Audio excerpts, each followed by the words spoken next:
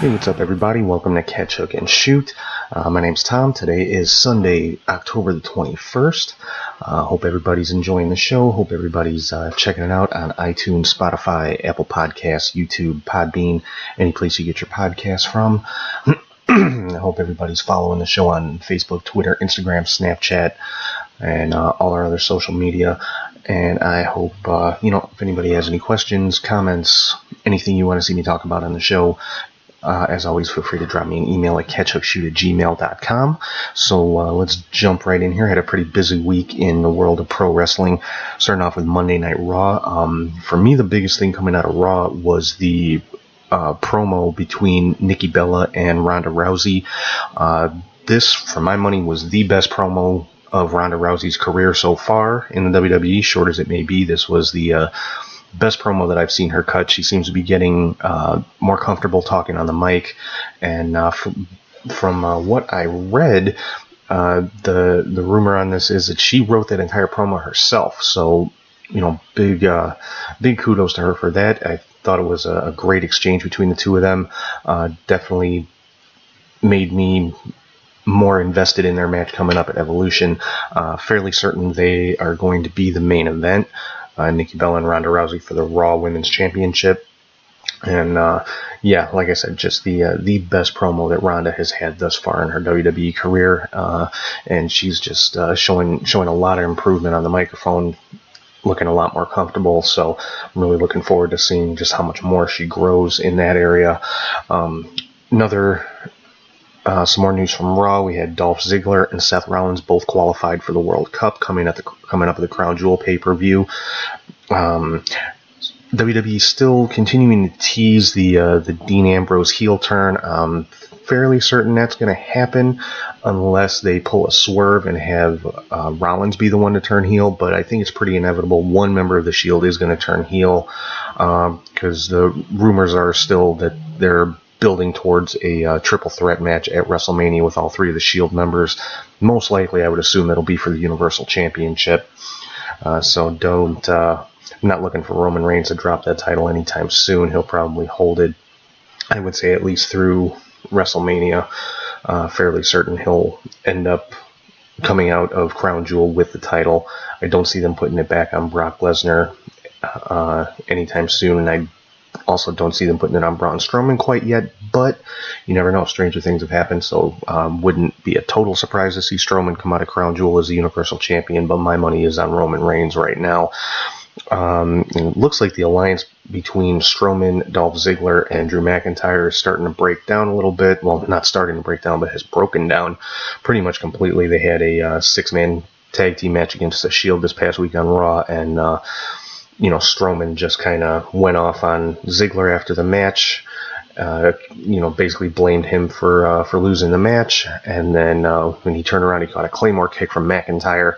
So definitely made Drew McIntyre look very strong, which is good. I don't expect McIntyre and Ziggler to be a tag team forever. By all accounts, Ziggler still has not signed a new contract with WWE, but he still could. Who knows? But I'm looking for McIntyre to break out and become a huge single star just based on his ability and the way that the crowds have responded to him. McIntyre will be in the Universal title picture sooner rather than later. I have no doubt about that. Moving on to SmackDown Tuesday night, of course, with the 1000th episode of SmackDown. Had a pretty big title change. The Bar are the new tag team champions, and it looks like they've got a bit of an alliance with the Big Show. According to the online buzz, the name of this new group is Show Bar, I believe it was. So that's definitely a formidable faction there if they keep that one going. I like seeing the Bar with the tag team titles, and I like seeing them back in I lost the word I was looking for. I like seeing them back at the top of the tag team picture, put it that way. Of course, Rey Mysterio made his comeback at SmackDown this past week, had a qualifying match against Shinsuke Nakamura for the World Cup. Mysterio was victorious in that one, as was The Miz in his World Cup qualifying match against Rusev. So they're both in the World Cup along with Ziggler and Rollins. So that that is pretty well set. The 8 participants in the World Cup. We got Ziggler, Rollins, Mysterio, The Miz, Kurt Angle, John Cena, Randy Orton, and Jeff Hardy. So pretty much all Attitude Era guys, which is what the online buzz was saying it was going to be. Not sure what the brackets are going to be, so it's kind of hard to predict a winner at this point, but I'm sure we'll be seeing that in the coming week as far as who's facing who in the first round and how that'll break down. Pretty sure it'll be Raw versus SmackDown in the first round in each match, and then it'll kind of go on from there. Another big event, I guess you could say, from SmackDown this past week was the reunion of Evolution with Triple H, Batista, Randy Orton, and Ric Flair. It was just really cool to see all 4 of those guys in the ring again, especially Batista. Batista talked on the mic for quite a while, actually longer than any of the other 3. Kind of threw a little bit of a jab at Triple H. He was singing the praises of all the other guys in Evolution. When he got to Triple H, he was, of course, building him up, and then he had to throw in there, the Triple H has never beaten Batista, so that could be working towards something. It could have just been a one-time thing, but I wouldn't, they're kind of planting a seed, maybe to see how the crowd reacted to it, which they popped huge for it. So maybe building to Batista versus Triple H for WrestleMania. Who knows? I think that'd be a pretty cool match to see. Some new names announced for the Evolution Women's Pay-Per-View coming up next week. Molly Holly, Ivory, Michelle McCool, Kelly Kelly, Maria Kanellis, and Alundra Blaze all announced to be a part of it in the Women's Battle Royal that's going to be taking place during that pay-per-view. I saw some mixed reactions to this one online, talking about why would you waste the talent like this in a Battle Royal? Well, the way that this was promoted from the get-go is there's going to be over 50 women involved. I don't know if they're still pushing for that number. They really haven't repeated that in any of the promotional material or anything for the pay-per-view. But if they're going to have that many involved, you can't have, if there's going to be 50 women involved, you're not going to see 25 singles matches. They're going to last 3 minutes apiece. I mean, that's kind of counterproductive to what the women's evolution is all about. So they want to get as many women as possible. They want to bring back as many past superstars as possible. And the best way to do that is a battle royal where you can get 20 of them in the ring at the same time. That's, the best way to get the most names on the card. And they've only really announced a couple actual matches for this pay-per-view. All 3 of the women's championships, Raw, SmackDown, and NXT. The tag team match with Alexa Bliss and Mickie James versus Trish and Lita, and that's really about it. They haven't announced too many more. So for they still got to fill out a 3-hour show, and they only have 5 matches announced, unless they're gonna let these matches go a good long time. But I don't think that's gonna happen. So probably in the coming week, we're gonna probably have a lot more news as far as who's going to be at Evolution, who's going to be competing, what the matchups are going to be, things like that. But I think it's shaping up to be a pretty damn good show. I'm really looking forward to seeing that one next Sunday. As far as NXT this week, the NXT UK debuted this week. The main event of the first show was Pete Dunne versus Noam Dar for the WWE UK Championship. Fantastic match. Pete Dunne retained. Really liking, based on the first episode, I'm really liking NXT UK. I love the British style of wrestling, so I'm looking forward to watching this one every week. On NXT this week, Aleister Black made his return. Showed up in a match between Bianca Belair and Nikki Cross. Of course, Nikki Cross has been saying, she has a secret. She knows who attacked and injured Aleister Black. She whispered something in his ear as a showing off the air, and you could just see the rage building in him. So I'm thinking we're going to find out who it was that attacked him probably within the next week or so, and I'm sure that's going to build to the next NXT TakeOver, which will be NXT War Games on Survivor Series weekend. So definitely some big big build-up going to be coming from NXT. Also had a NXT Tag Team title match, the War Raiders versus Undisputed Era. Undisputed Era did retain the titles. And we saw the return of Bobby Fish. Apparently he's been cleared to come back, so Undisputed Era is back at full strength. I'm hoping they stay that way. A lot of times when you see stuff like this with a faction where a member's out injured and then comes back, they'll have somebody leave the faction, whether it was the injured guy comes back and ends up getting kicked out, or whoever took his place ends up getting kicked out. In this case, that'd be Roderick Strong. I'm hoping they don't do that. I hope they keep all four of these guys together, because they are right now one of my favorite factions in all of wrestling, not just in WWE. So I'm hoping they don't try to pull them apart the way that they did with the Shield when Seth Rollins originally made the turn and things like that. So I'm hoping, got my fingers crossed, Undisputed Era is going to be together for a little while still. Maybe see Bobby Fish get in back in the tag team title picture with Kyle O'Reilly. Maybe they're going to go under the Freebird rule, defend the titles between all four of the guys. Who knows? Adam Cole obviously is still in the North American Championship picture with Ricochet, so you could see the tag titles defended between Fish, O'Reilly, and Strong. There's just a lot that could be done with that, so I'm hoping they keep it going for a while. As far as 205 Live, match coming up this week, Hideo Itami versus Mustafa Ali in a Falls Count Anywhere match. Really looking forward to this one. These are two of the best guys in 205 Live. Should be just an awesome match between these guys. The Mae Young Classic looks like the semifinals are set. So there'll be two matches on this week's show, and then the final, obviously, at the Evolution pay-per-view next week. The four names that are in the semifinals are Meiko Satomura, the other competitor, last name's Io. I'm sorry, I didn't write down her first name. Rhea Ripley and Toni Storm. So two of those four ladies will be in the finals at the Evolution pay-per-view. So I guess that's another match that's already signed for the pay-per-view. But still, that puts us at six total matches for 3 hours. I'm not thinking every one of them is going to be a half an hour match. So probably I would think they would need to add at least 2 or 3 more matches to the pay-per-view, and like I said, we'll probably hear about those this week. Some news from Impact this week. Looks like Impact has signed Jordynne Grace, and she'll be making her debut, I believe it was next week. They showed the vignette with the silhouette throwing the double bicep pose. So I believe it said on next week's show she'll be making her Impact debut. New Impact World Champion is Johnny Impact. Austin Aries is apparently done with Impact Wrestling for the time being. He dropped the title to Johnny Impact at the pay-per-view last weekend. Now, something interesting with the pay-per-view, when Johnny Impact scored the pin on Aries, he hit him with the move has so many different names, but basically the split leg twisting moonsault, moonlight drive, or whatever he calls it now.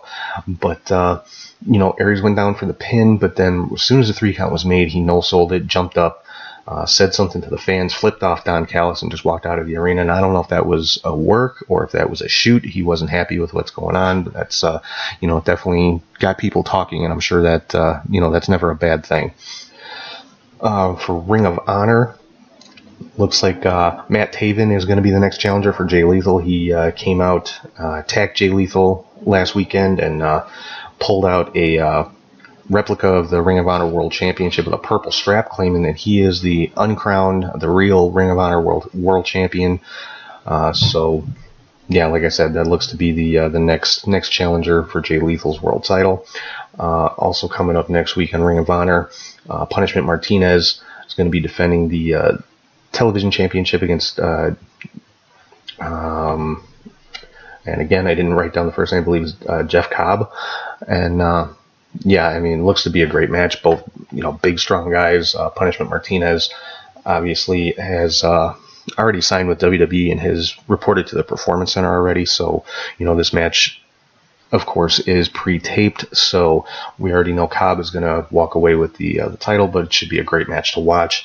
And really looking forward to Punishment Martinez debuting on NXT. I love what the little bit I've seen from him in Ring of Honor, because I didn't start watching Ring of Honor every single week until just within the last few months.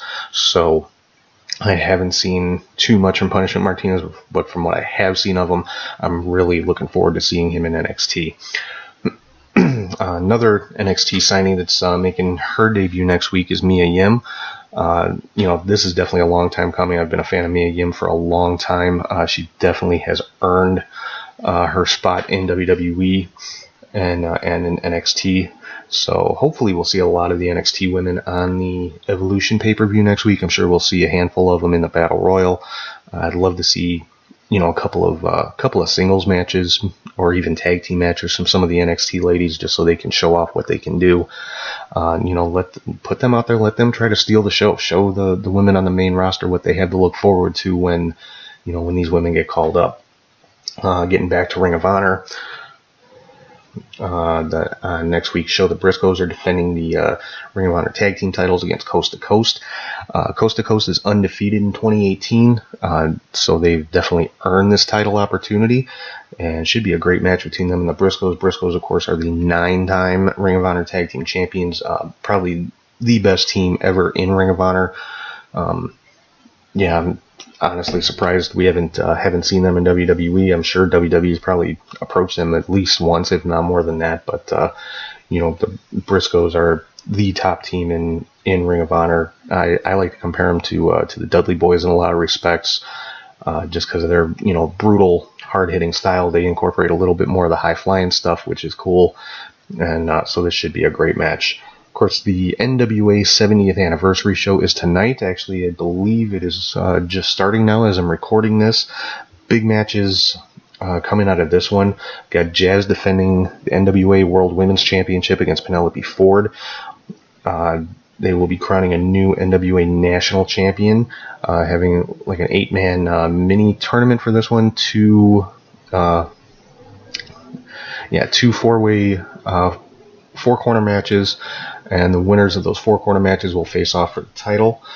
They unveiled, I should say, the new NWA National Championship belt this week. Got a lot of reaction online, some good, some bad. I personally love it. It's basically a throwback to the old NWA United States Championship with the red leather strap, with the silhouette of the continental U.S. in silver, with the two, I believe they're eagle side plates on it. I think it's a really cool looking belt. Like I said, it's a throwback to the title belt, the U.S. title belt from the 70s. A lot of people didn't like it. They, weren't real fond of the design, but a lot of people did, saying basically the same thing that I am. It's, cool to see kind of an old school looking belt coming back now. And the main event tonight for NWA 70th anniversary is the rematch between Cody Rhodes and Nick Aldis, 2 out of 3 falls for the World Heavyweight Championship. And I will definitely be talking about the results of these matches on next week's show. Moving on from there, looks like the Crown Jewel pay-per-view is still on. It is still in Saudi Arabia. Of course, WWE has dropped any mention of Saudi Arabia, the Saudi royal family, the venue, anything like that from all advertisements for it. They're just kind of promoting it now. WWE Crown Jewel available only on or streaming live on the WWE network, and that's really it. So they have, they're not pressing that it's in Saudi Arabia or anything about the Saudi royal family. So we'll have to, just kind of have to see where it goes from there. I mean, they're obviously not going to move it. They're not going to cancel it. So it is what it is. I mean, I don't think it's the best idea, but I'm still going to watch it. I'm still going to support the WWE. I know a lot of people out there are completely against them having this show in Saudi Arabia, and that's your right. And if that's the case, best thing you can do is not watch it, or cancel your subscription to the network. If you are really that much against it, want to protest against it, that's the best thing you can do to make your voice heard. Cancel your subscription. Don't watch the show. Make their numbers go down.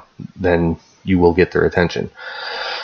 Alright, but moving on from there, some other interesting news coming from the website SEScoops.com, talking about Jim Ross and Chris Jericho starting up their own promotion with the backing of the Khan family, which these are the people that own the Jacksonville Jaguars in the NFL, and the Fulham Football Club in the English Premier League. That's soccer for all you guys who for all you guys who aren't familiar.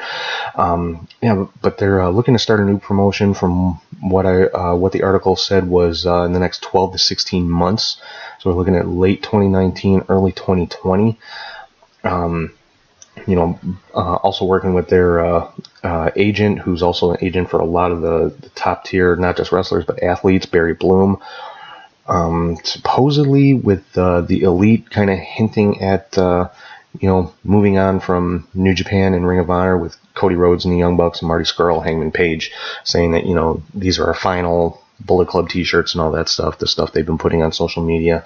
The article's basically saying that these guys are on board with JR and Chris Jericho, and whenever this new promotion starts up, they are going to be kind of the core of that new promotion. The only one that was up in the air, according to this article, is Kenny Omega.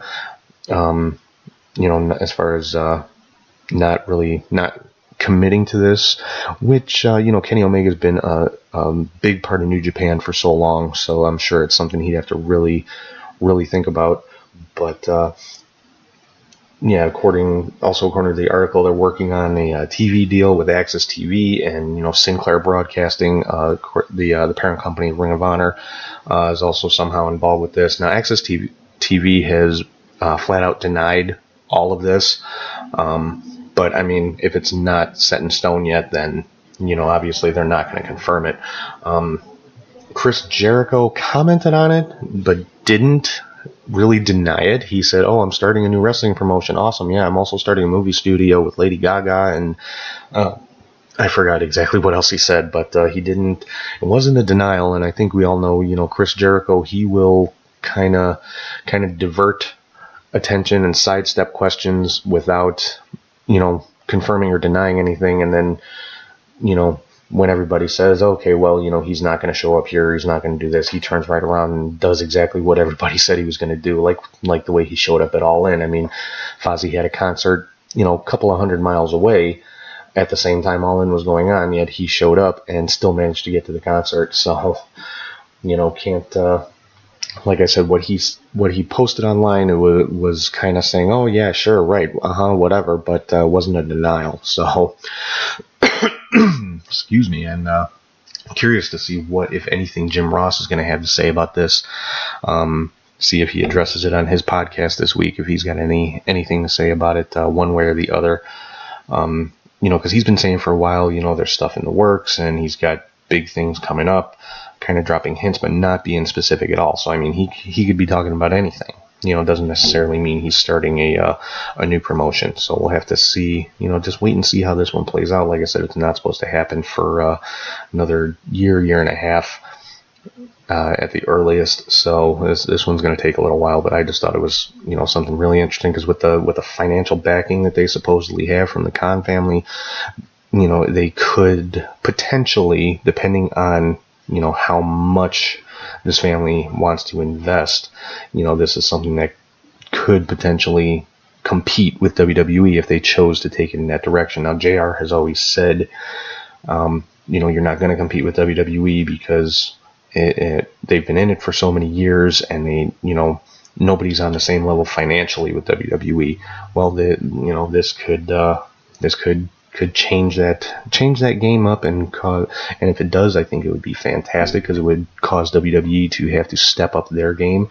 JR has supposedly been putting out some feelers to some WWE superstars. Wasn't specific as to who, but to see if they would have any interest in I guess jumping ship. And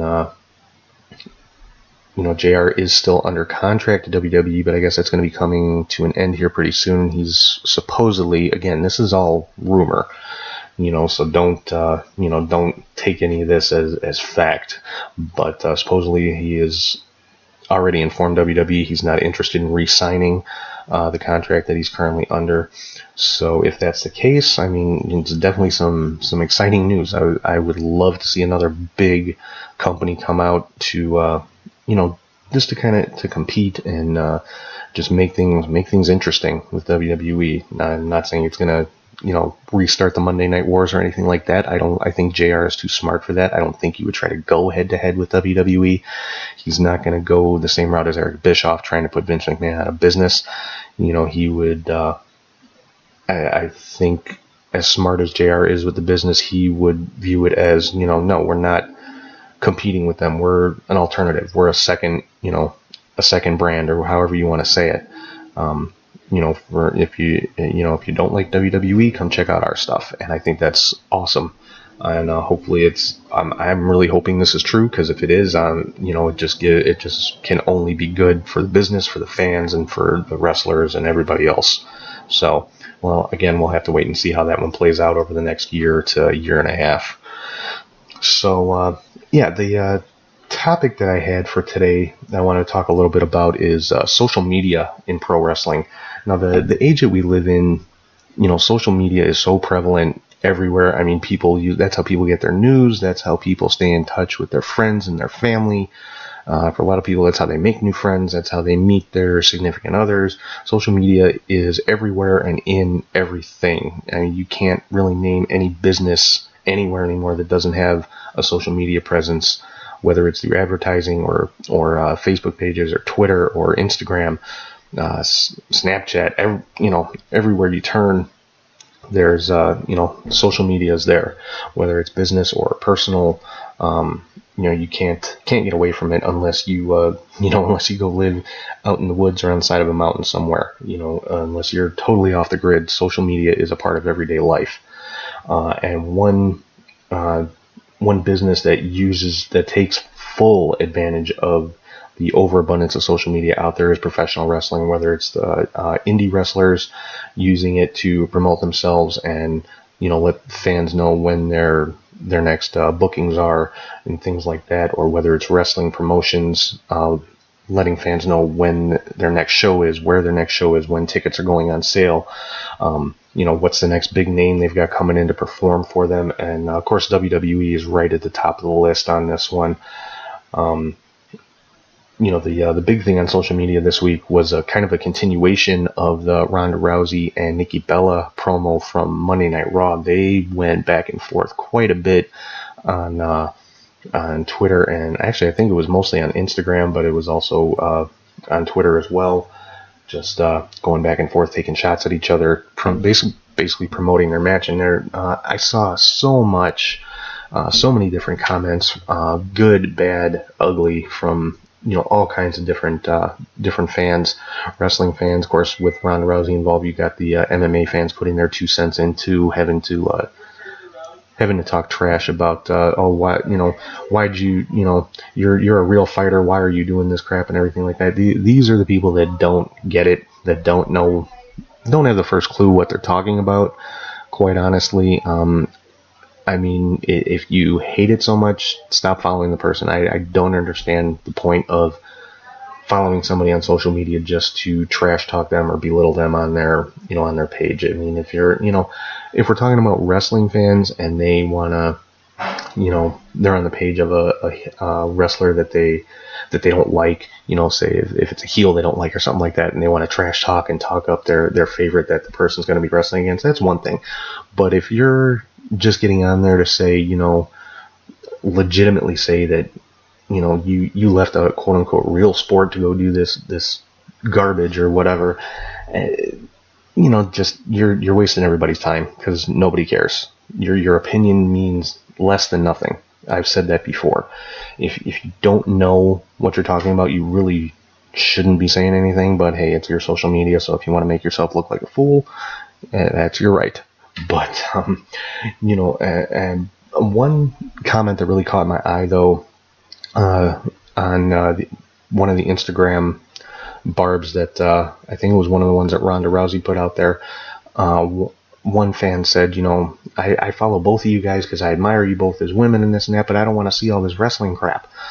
Well, you got to understand, as professional wrestlers, as WWE superstars, that this is part of their job.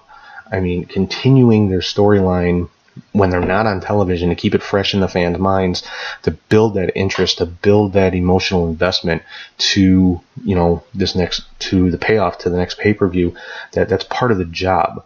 So, I mean, like it or not, that's something that, it's part of what they're paid to do. Keep fans talking about the feud, keep fans talking about the match coming up. and that, the way that they do that is with social media, and you see that with a lot of pro wrestlers, whether it's WWE, Indies, doesn't matter. They use social media to their advantage, and they've become exceedingly good at it. And it's just I just think a lot of fans kind of overestimate.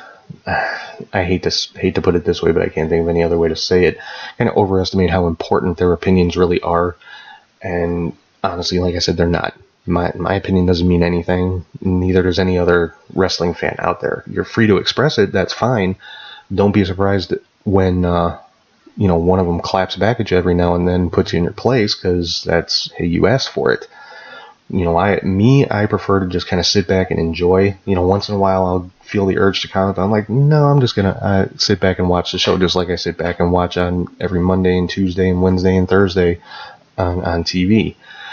That it's part of the show, it's part of the entertainment. I think a lot of people don't understand that. They think if it's on social media, oh, this must be a real beef and things like that. And then other fans are just cynical, like, oh, more fake wrestling crap. You know what? Shut up. I hate when people have to throw that around. Oh, it's fake and this and that. And my reply is, yeah, what's your favorite TV show? Okay, The Walking Dead. Well, zombies aren't real, don't you? Zombies are fake. They're these, corpses really aren't getting up, walking around, eating people. It's a television show, guys. Get over it. It's not presented as reality. It's, these people, while they are some of the best athletes in the world, they're also actors. They're playing a part. Now, granted, the parts that a lot of them play is just kind of extension of their real everyday selves, but it's a television show. It's entertainment. It's especially WWE World Wrestling Entertainment. That's that. So I think a lot of these people just kind of need to take a breath and chill out and just sit back, relax, and enjoy the show, because that's what it's there for.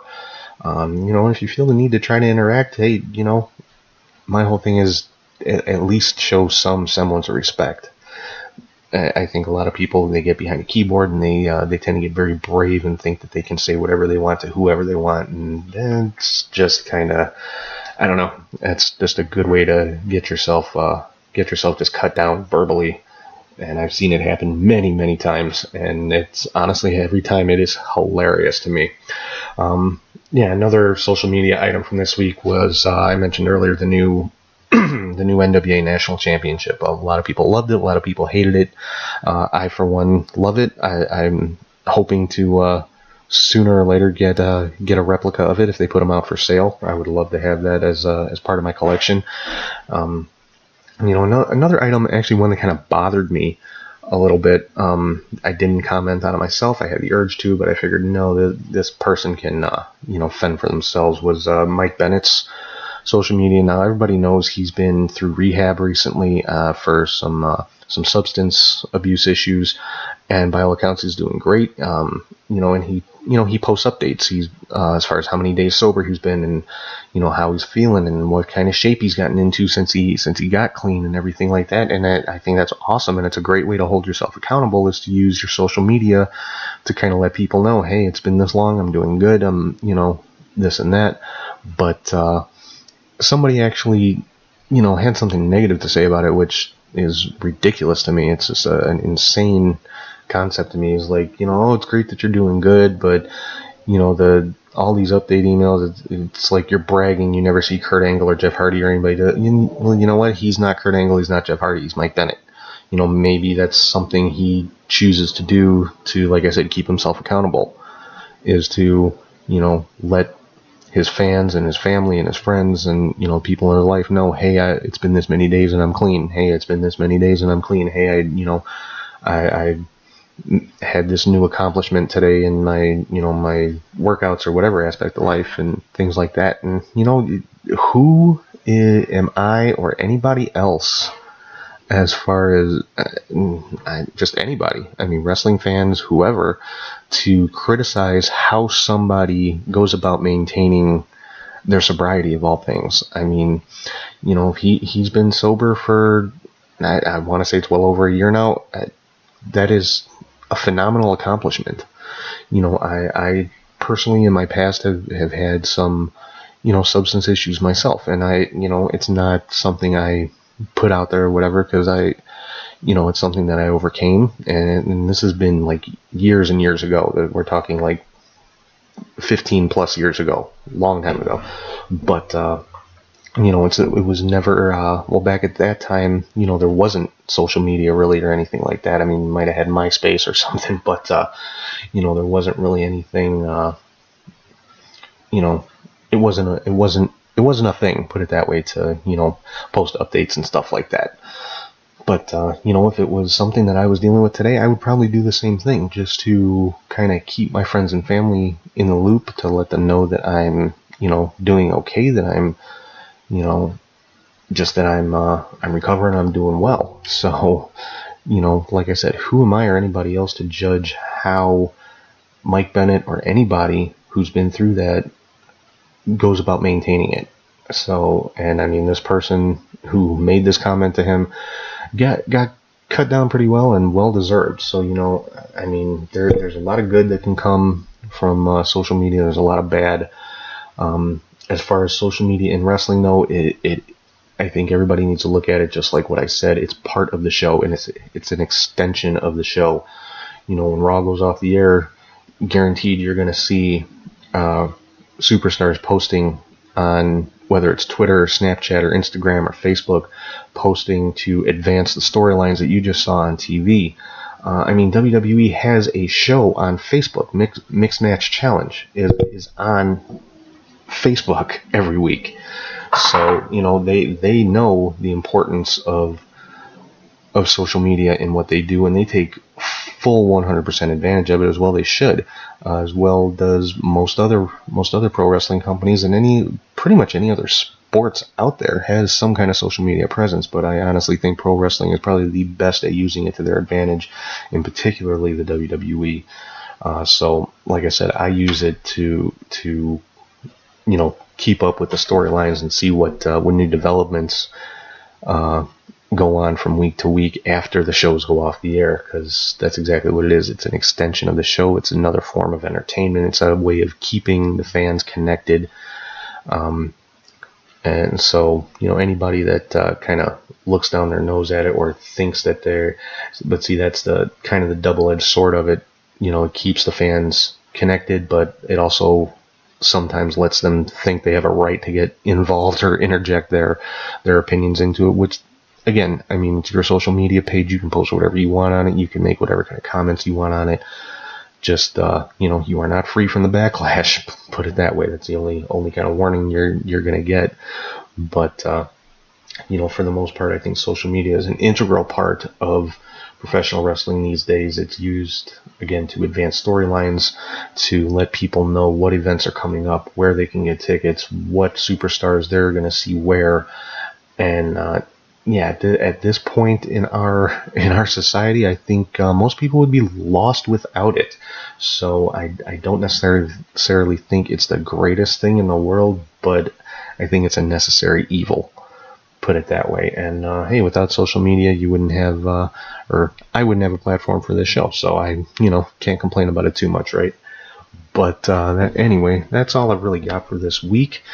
So like I said, next week I will have the results of the NWA 70th anniversary show. Of course, reviewing Raw, SmackDown, NXT, NXT UK, 205 Live, Ring of Honor. Any news, big news from Lucha Underground, MLW, or anything like that, I'll be covering that as well. And one more time, hope everybody's enjoying the show.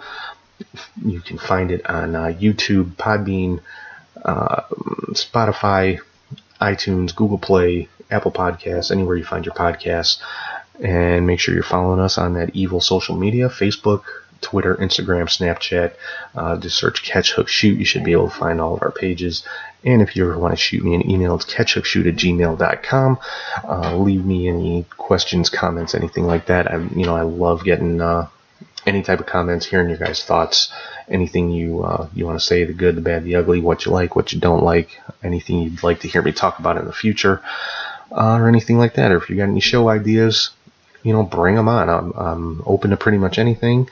And, working on some stuff coming up for the show. Hopefully I'll be able to make some announcements I'm trying to actually get my buddy Rich back on the show for a special episode, but that's, a couple months down the line.